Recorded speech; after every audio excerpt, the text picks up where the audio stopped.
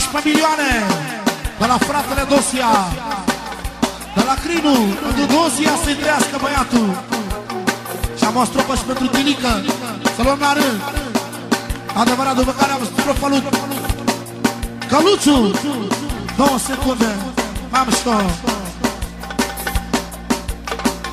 Știam, l-am salutat.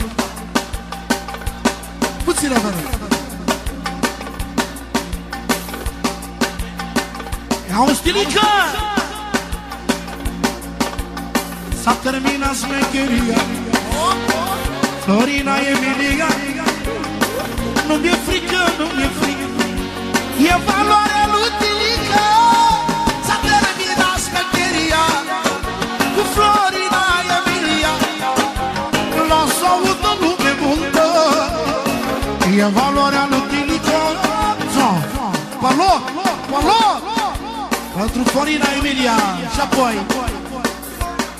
de la Becali Albert celui Tilica.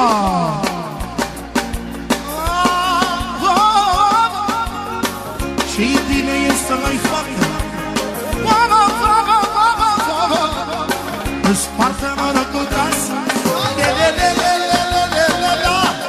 Eu duc viața fericită.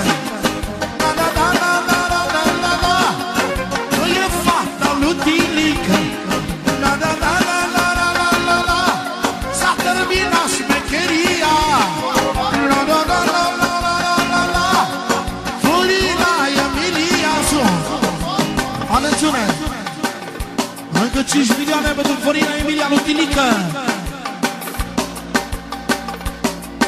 care am o melodie separată de la fratele Titi Euro. Au dus părinții și toată lumea, că ăia sunt puterea noastră, părinții noștri. Să le dea Dumnezeu noroc. Dar am și strofa lui fratele Vioară, pentru Briana Lunașu, alu Mircea Nebunu, de la Tilică pentru Briana.